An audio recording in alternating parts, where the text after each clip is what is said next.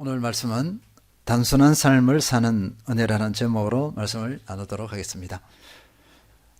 우리는 너무나 풍요로운 시대를 살고 있습니다. 먹을 것이 너무나 많습니다.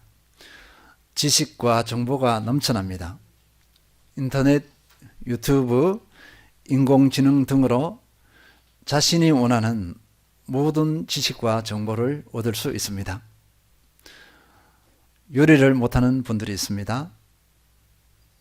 그런데요, 원하는 요리를 두드리기만 하면 갖가지 요리 방식이 쭉 나열되어서 나오고 있습니다. 그냥 선택을 하고 하라는 대로 하면 됩니다. 사람들이 살아가는 모습들 직접 가지 않아도 다 볼 수 있습니다. 우리 지역이 아니라 우리나라가 아니라 회의 모든 곳, 지구 반대편에서 일어나고 있는 일들을 실시간으로 다 볼 수 있습니다. 세계의 모든 자연 환경을 그냥 앉아서 다 볼 수 있습니다. 지구가 이렇게 경이로운가? 참으로 축복된 행성임을 확인할 수 있습니다. 믿음의 사람은 하나님의 창조가 얼마나 놀라운지 언제든지 확인할 수 있습니다.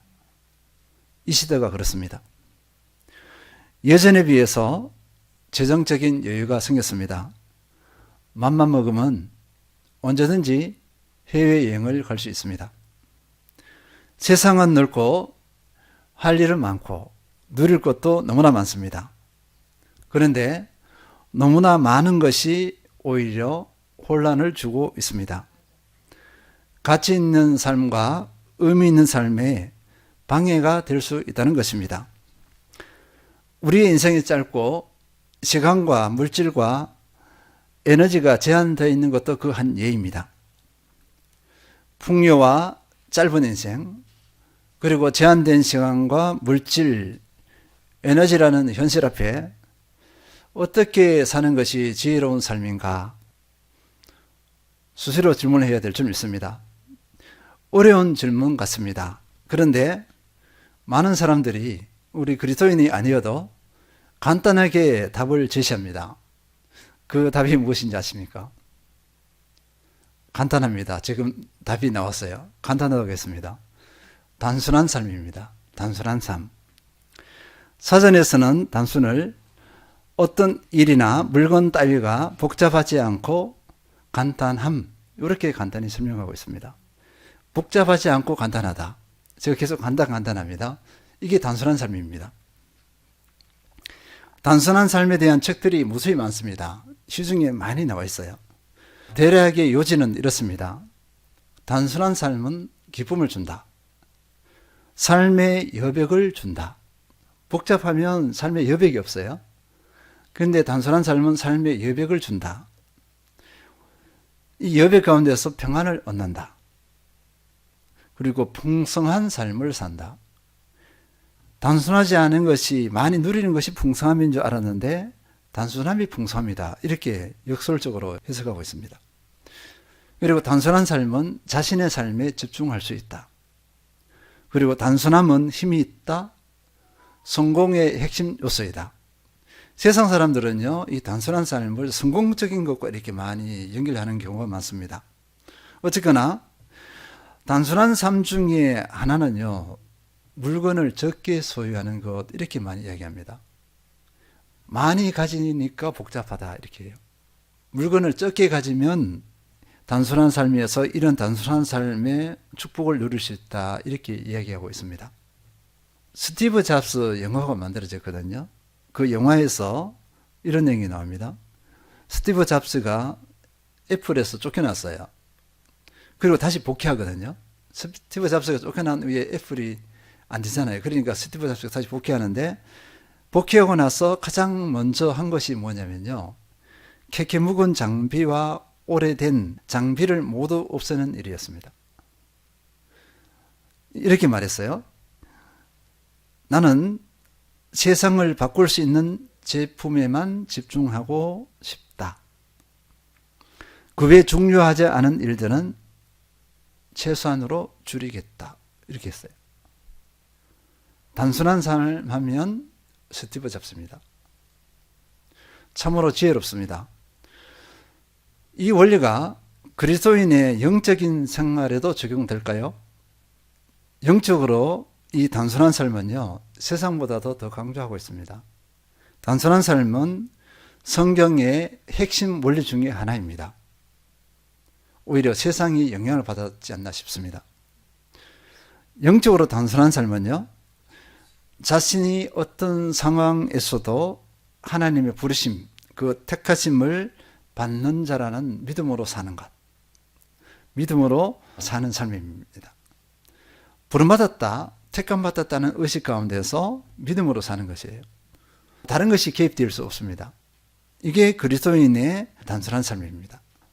그리스도를 따르는 사람이 되겠다는, 이 단순한 삶을 살겠다는 선포와도 같습니다. 어떤 분이 이렇게 정의했습니다. 단순한 삶을 위해 치러야 할 대가는 분명 크지만 복잡한 삶의 대가는 더욱 크다. 복잡한 삶은 하나님과의 즐거운 교제, 하나님께서 주시는 은혜 안에서의 믿음, 평안, 이 땅에서 주님과 동행하는 삶의 능력, 이 모든 것을 빼앗아가 버린다. 주님께서 주시는 풍성한 삶을 빼앗아가 버린다. 이렇게 정의하고 있습니다. 이 원리들을 오늘 본문을 통해서 단순한 삶을 확인해 보도록 하겠습니다. 히브리서 12장 1절 읽겠습니다.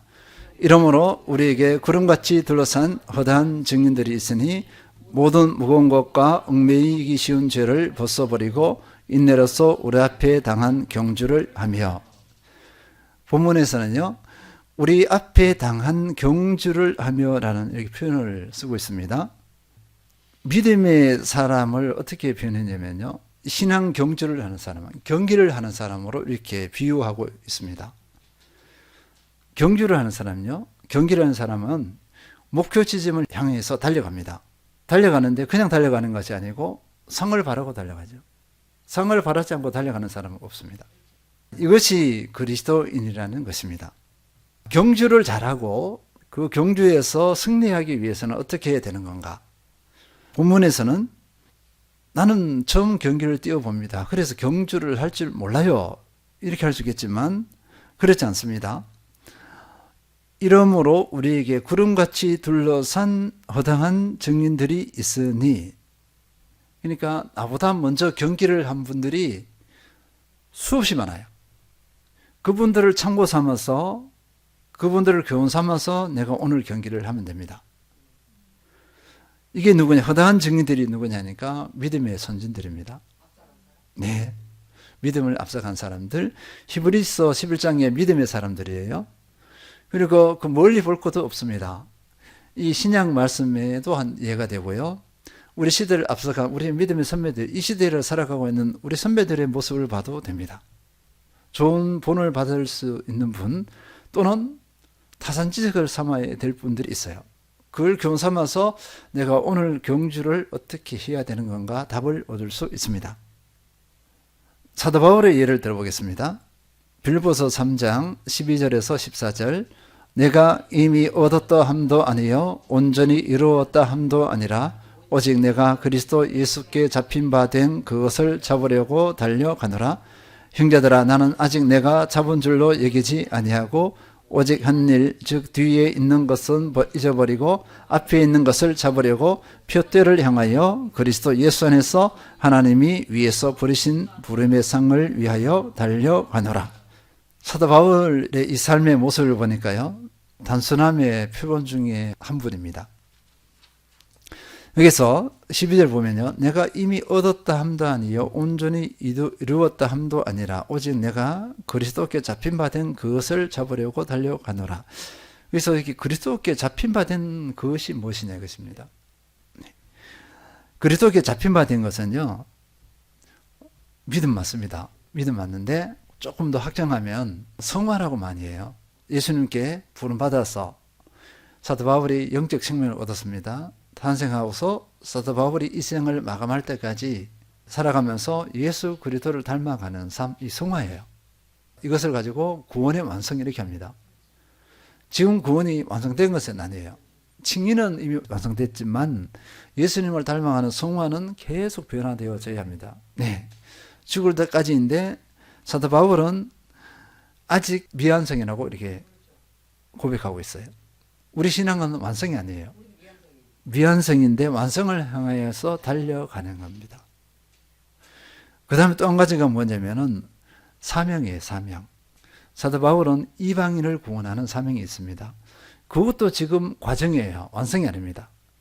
그래서 완성되지 않는 앞으로의 과정이 남아있으니까 지금까지 것은 잊어버리고, 이거는 생각하지 않아요.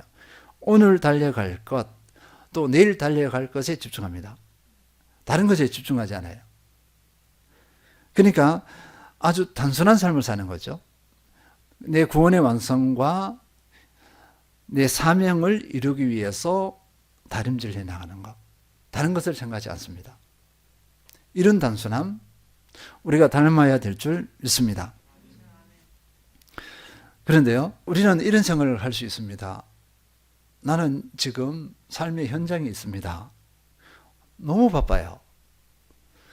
그것하고 지금 나의 구원에 완성하고 사명하고 어떻게 조화를 이룰 수 있겠습니까? 이렇게 물음표를 던질 수 있습니다. 일반적으로 잘못 생각하면 이것을 이분법으로 해서 나눠버려요. 하나를 포기해야 된다. 하나를 얻으려면 하나를 포기해야 된다. 이렇게 생각하는 경우가 많은데요. 그래서 신앙을 포기하고 삶의 현장, 세상의 것을 얻으려고 하는 분들이 있고, 어떤 분은 삶의 현장을 가벼이 여기고 포기하다시피 하고 신앙을 잡아야지 이렇게 하는 분들이 있습니다. 두 가지 다 어떻게 해요? 틀렸습니다. 틀렸어요. 두 가지 다. 하나님께서는요, 우리를 부르실 때 주님을 따르는 이 모습과 삶의 현장을 분리시키지 않고 하나로 가게 하셨어요. 이 안에서 하나로 연결되어 있습니다. 삶의 현장은 어떻게 되죠? 내 구원을 검증하는 자리예요. 그리고 열매를 맺어야 될 자리입니다. 또 그곳에서 어떻게 해야죠? 사명, 영혼을 살리고 세우는 사명을 이루어야 될 곳이 삶의 현장이에요. 이게 내 삶이 바쁩니다. 이것은 핑계예요. 틀렸습니다. 이것은 이분법이에요.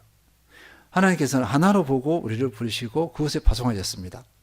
그래서 우리 삶의 현장과 이 예수께 잡힌 바 된 것하고 분리시켜서는 안 됩니다. 같이 한 묶음으로 가는 것입니다. 한 통으로 가는 것입니다. 그리고 이 경주에서 승리하기 위해서는 어떻게 해야 되는가? 단순함입니다. 단순해야 되는데 단순한 삶을 방해하는 것을 제거해야 돼요.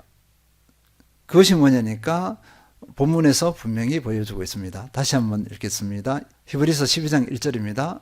이러므로 우리에게 구름같이 둘러싼 허다한 증인들이 있으니 모든 무거운 것과 얽매이기 쉬운 죄를 벗어버리고 인내로서 우리 앞에 당한 경주를 하며, 먼저 두 가지를 보겠습니다. 모든 무거운 것과 얽매이기 쉬운 죄를 벗어버려야 할 거 두 가지예요. 네. 모든 무거운 것을 먼저 보도록 하겠습니다. 이 모든 무거운 것은 단순한 삶을 방해하는 것입니다. 믿음의 경주를 방해하는 것이에요. 운동선수가 모든 무거운 옷을 입고 있어요. 그러면 달려갈 수 있을까요? 이 운동의 예를 든 것은 그리스의 경기를 예로 든 것입니다. 비유를 한 것이에요. 그리스에서 운동선수들은 달리기 위해서 어떻게 했냐면요, 빨리 달려야 되잖아요. 승리해야 되잖아요. 그러려면 이 옷을 입으면 이렇게 제가 양복을 입고 달려보세요. 제대로 달릴 수 있겠어요? 그러니까 그 시대에는 경주를 할 때 여성들은 거의 못 들어왔습니다. 남성들만 들어갈 수 있었어요. 경기장에.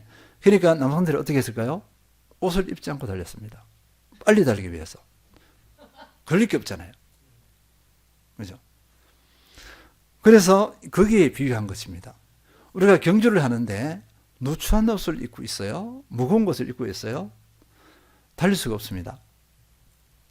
그래서 벗어야 할 것이 뭐냐니까 우리 영적 경주입니다. 믿음의 경주인데요. 모든 무거운 것, 이 모든 무거운 것이 무엇이냐, 여러 가지 있겠지만 우리가 첫 번째로 한번 생각해 볼 것은요, 가치관의 영역입니다.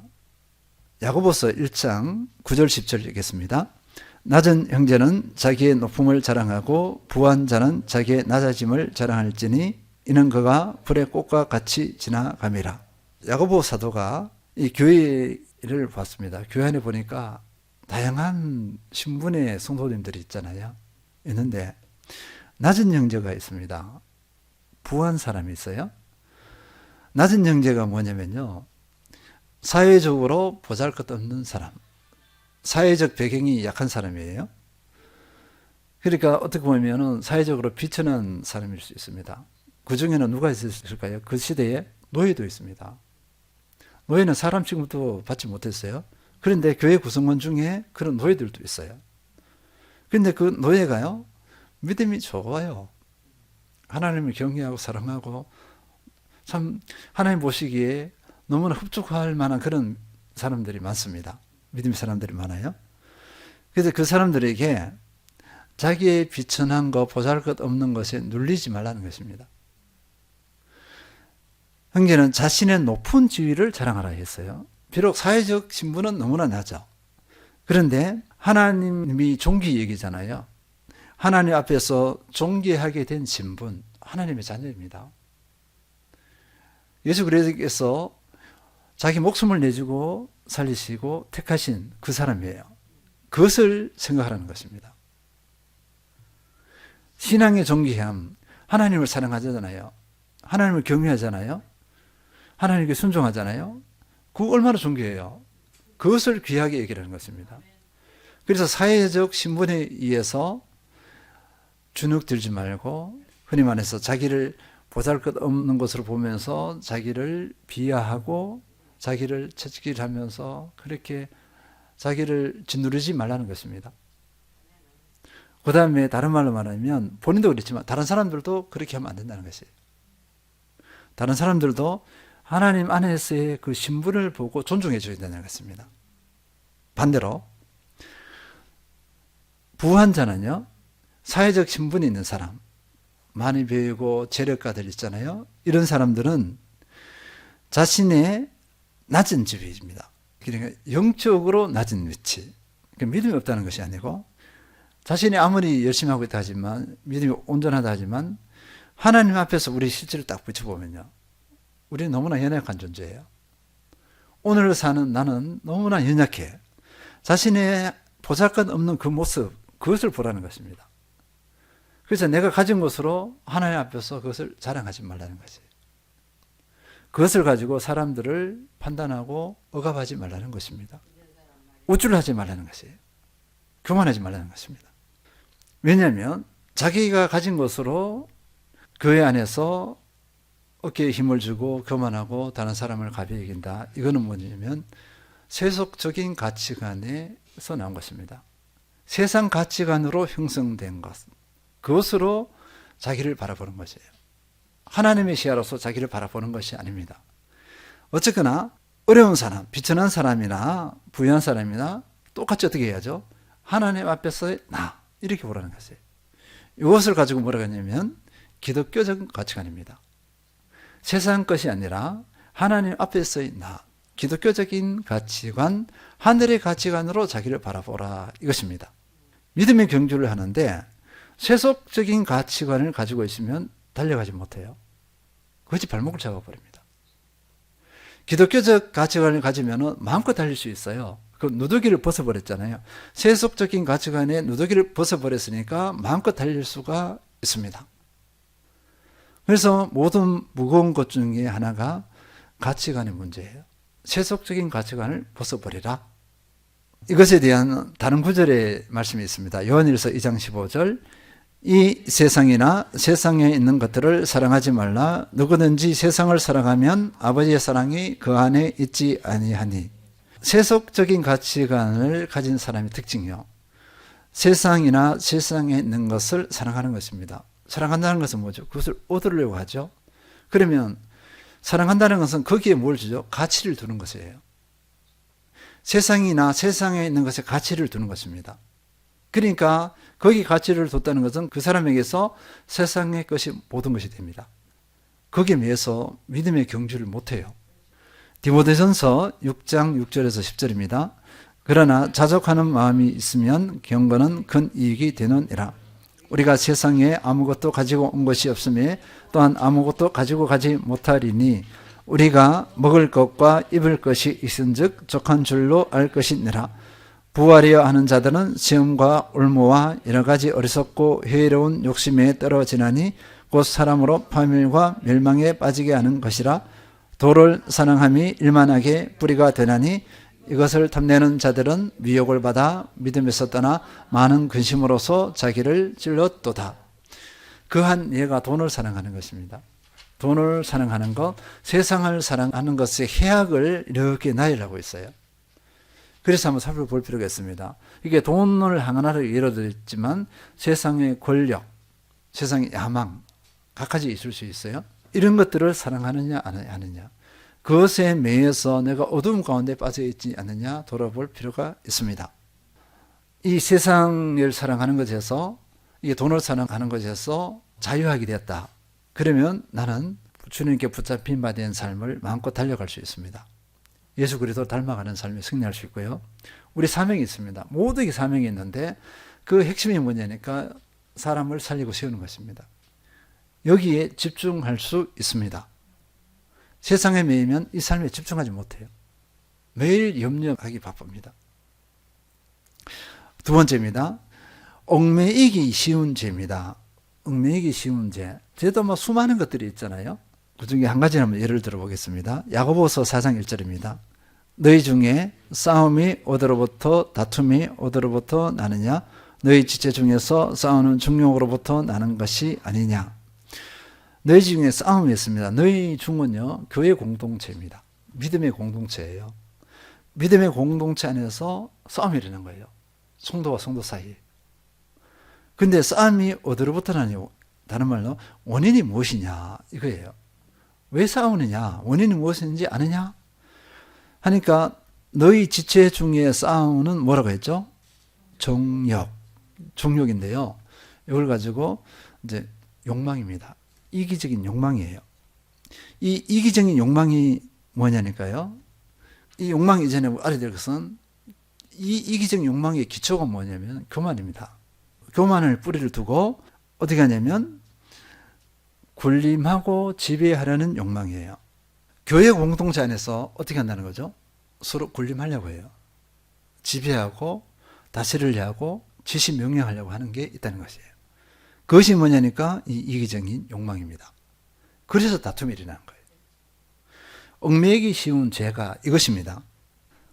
이 욕망이 있으면 어떻게 되냐면은 야고보서 3장 14에서 16절입니다. 그러나 너희 마음속에 독한 시기와 다툼이 있으면 자랑하지 말라. 진리를 거스려 거짓말하지 말라. 이러한 지혜는 위로부터 내려온 것이 아니요 땅의 것이요 정욕의 것이요 귀신의 것이니 시기와 다툼이 있는 곳에는 혼란과 모든 악한 일이 있습니다. 이 싸우는 정욕, 이기적인 욕망이 있으면요 서로 간에 뭐가 일어나냐면요 독한 시기와 다툼이 일어납니다. 시기 질투가 일어나는 거죠. 이 시기 질투는 무엇에서 온다고요? 교만에서 옵니다. 다른 사람을 인정하지 못해요. 이 시기 질투라는 것은요 나보다 약한 것에 대해서 시기 질투하지 않습니다. 나보다 더 잘하는 것, 이런 것에서 시기 질투예요. 왜냐하면 시기 질투라는 것을 인정을 하지 않거든요. 교만입니다. 그런데 이것이 뭐냐니까 땅의 것, 이 땅의 어둠의 것입니다. 정욕의 것, 귀신의 것, 마귀의 것이라는 거예요. 그래서 이게 죄가 되는 것입니다. 이기적인 욕망, 그 정욕은 마귀에서부터 온 거예요. 그래서 얽매이기 쉬운 죄 이렇게 하고 있습니다. 반면에 단순하면 어떨까요? 단순하면 야고보서 3장 17절에서 18절입니다. 오직 위로부터 난 지혜는 첫째 성결하고 다음에 화평하고 관용하고 양순하며 긍휼과 선한 열매가 가득하고 편벽과 거짓이 없나니 화평케 하는 자들은 화평으로 심어 의의 열매를 거두느니라. 앞에서 악한 정욕에 붙들렸어요. 이런 사람을 가지고 어떻게 하냐면 트러블 메이커 이렇게 합니다. 트러블 메이커라 그러고 반대로 단순함에 승리한 사람은요, 오직 위로부터 난 지혜는 성결, 화평, 관용, 양순, 국률과 선한 열매가 가득하고 편박과 거짓이 없다 했습니다. 이런 사람을 가지고 어떻게 하냐면은 화평케 하는 자 하는데요, 피스메이커입니다. 트러블 메이커, 피스메이커가 결정이 나버려요. 이 교회 공동체 안에서 어떤 사람은 트러블 메이커가 될 수 있고 어떤 사람은 피스메이커가 됩니다. 우리는 어떤 사람이 되어야 될까요? 피스메이커, 평화를 만드는 사람이 되어야 될 줄 믿습니다. 그러기 위해서 얽매이기 쉬운 죄를 벗어버려야 돼요. 그래서 단순한 위로부터 오는 단순한 삶의 은혜를 더 내봐야 될 줄 믿습니다. 우리가 피스메이커 말은 쉬워요. 그게 쉽지 않아요. 꼭 한번 살펴봐야 돼요. 내가 피스메이커인가 트러블 메이커인가를 늘 살펴봐야 될 줄 믿습니다. 성령의 조명 가운데 민감하게 살펴봐야 될 줄 믿습니다. 피스메이커는요, 사랑합니다. 겸손합니다. 섬깁니다. 순종합니다. 이런 것이 듣기가 좋고 부담이 안 돼요. 근데 트러블 메이커는 사랑이 부담이 돼요. 겸손도 너무너무 부담되죠. 그 다음에 섬김도 부담이 돼요. 그 다음에 순종은 더더욱 부담됩니다. 순종을 할 수 없어요. 이 단어가 내가 거슬리냐 아니냐로 나를 살펴볼 수 있습니다. 너무 친근하고 좋아요. 그러면 내가 그 삶을 살아가고 있다는 증거입니다. 그런데 불편해요. 그 삶을 살지 못한다는 증거입니다. 단순하지 못하게 하는 것은요, 사랑하지 못하게 하는 거예요. 사랑하지 않는 것입니다. 교만한 것이고 섬기지 못하는 것이고 불순종하는 것입니다. 다 마귀적인 것입니다. 이런 단순한 삶의 끝판왕이 있습니다. 끝판왕이 누구냐? 히브리서 12장 2절입니다. 믿음의 주여 또 온전하게 하시는 이인 예수를 바라보자. 그는 그 앞에 있는 기쁨을 위하여 십자가를 참으사 부끄러움을 게으치 아니하시더니 하나님 보좌 우편에 앉으셨느니라. 예수님께서 끝판왕이십니다. 단순함의 끝판왕이에요. 예수님은 믿음의 창시자, 믿음의 시작점이라 그랬습니다. 그리고 온전하게 하신다는 것은 믿음의 완성자예요. 이 예수 그리스도께서 우리에게 어떻게 보여주셨느냐? 그는 그 앞에 있는 기쁨을 위하여 십자가를 참으셨어요. 부끄러움을 겪지 않으셨습니다. 그 앞에 있는 기쁨이 뭐냐면요, 뒤에 하나님 보좌 우편에 앉으셨다. 예수님께서 십자가에 못 박혀 죽으시는 그 수치스러운 수치의 십자가입니다. 예수님께서 이렇게 완전히 발가벗은 상태로서 못 박혔어요. 그런데 그 관원들과 종교 지도자들은 밑에서 조롱을 합니다. 근데 예수님 어머니와 제자들은요, 그것을 다 지켜봐요. 눈물을 흘리면서 있습니다. 보세요. 자신은 발가벗겨져서 피를 흘리면서 고통스럽게 죽어가고 있죠. 이 수치심, 이 부끄러움, 이것을 예수님께서는 어떻게 하셨다고요? 짊어지셨다는 것입니다. 순종으로 이 길을 걸으셨다는 것입니다. 십자가의 길을 걸으셨어요. 왜냐? 그 앞에 있는 기쁨을 위하여. 그 기쁨이 뭐냐니까 하나님 보좌 우편에 앉으시는 것과 더불어서 중요한 게 뭘까요? 믿는 사람을 구원하는 것입니다. 그 십자가를 지셔야 어떻게 되죠? 우리를 구원할 수 있었어요. 우리를 구원하는, 우리가 새 생명을 가지는 것을 보는 기쁨, 그것을 위해서 이 길을 걸으셨습니다. 단순함의 끝판왕이에요. 다른 어떤 것도 개입되지 않았습니다. 이것을 위해서 그 부끄러운 수치심의 십자가를 지셨어요. 그래서 우리는요, 예수님을 어떻게 해요? 바라보라 했잖아요. 예수님을 바라보면서 따라가기만 하면 됩니다. 그러면 우리는 단순한 삶에 승리할 수 있습니다. 우리의 믿음의 경주에 승리할 수 있습니다. 정리하겠습니다. 풍요로운 시대에 풍요가 오히려 공허를 가져다 주는 역설의 시대에 살고 있습니다. 세상 사람들의 단순함은 세상 성공을 위해서 그렇게 하는 경우가 많습니다. 또는 자기 만족을 위해서 그렇게 하는 경우가 많습니다. 그런데 우리는 그런 세상 성공이나 자기 만족이 아닙니다. 영적인 단순함으로서 그리스도의 삶을 살아가기 위한 단순함입니다. 그리스도의 길을 걷기 위한 단순함이나 할 수 있습니다. 이것을 위해서 모든 무거운 것을 내려놓아야 될 줄 믿습니다. 얽매이기 쉬운 죄를 벗어버려야 될 줄 믿습니다. 그리고 오직 예수님만 바라보며 따라가야 될 줄 믿습니다. 히브리서 12장 2절 읽겠습니다. 믿음의 주여 또 온전하게 하시는 이인 예수를 바라보자. 그는 그 앞에 있는 기쁨을 위하여 십자가를 참으사 부끄러움을 겨치 아니하시더니 하나님 보좌 우편에 앉으셨느니라. 아멘. 단순한 삶이 은혜여 복임을 알고 주님을 바라보며 모든 무거운 것, 얽매이기 쉬운 죄를 벗어버리고 우리의 생애를 단순함으로 예수님을 바라보면서 단순함으로 의미 있고 가치 있는 삶을 살아내는 모든 성도님들 되시길 축원드립니다.